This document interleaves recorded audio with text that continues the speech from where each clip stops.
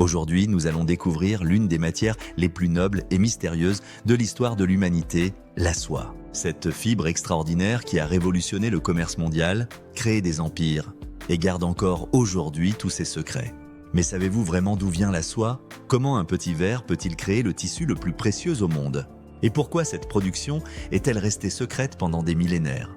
Restez jusqu'à la fin pour percer tous les mystères de la soie. L'histoire de la soie commence il y a plus de 5000 ans en Chine, avec une légende fascinante. L'impératrice Leizhou aurait découvert la soie par accident quand un cocon de verre à soie serait tombé dans sa tasse de thé chaud.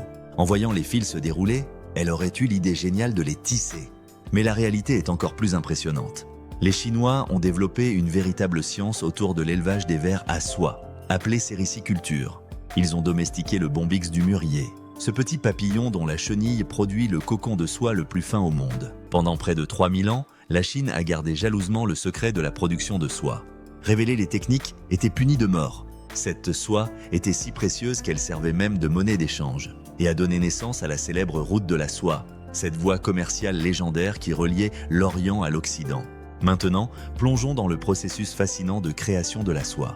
Tout commence par un œuf minuscule de bombix qui devient une chenille vorace. Cette chenille ne mange qu'une seule chose, les feuilles de mûrier blanc. Pendant 35 jours, elle va manger sans arrêt et muer 4 fois. Puis vient le moment magique. Elle commence à sécréter un fil de soie depuis ses glandes séricigènes. En 3 à 4 jours, elle va produire un fil continu de 800 à 1500 mètres pour former son cocon. Ce fil est composé de 2 protéines principales, la fibroïne qui donne la résistance et la séricine qui fait office de colle naturel. Le résultat? Un fil plus fin qu'un cheveu humain, mais 5 fois plus résistant que l'acier à diamètre égal. Pour obtenir la soie textile, il faut tuer la chrysalide avant qu'elle ne perce le cocon, puis dévider délicatement le fil dans l'eau chaude. Il faut environ 2000 à 3000 cocons pour produire 500 grammes de soie brute. Aujourd'hui, la production de soie reste un art délicat.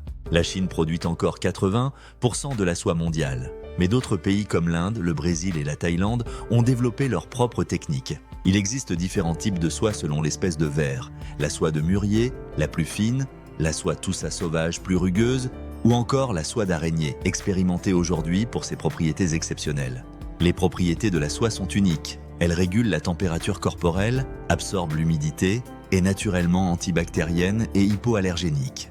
C'est pourquoi elle reste aujourd'hui synonyme de luxe et de bien-être.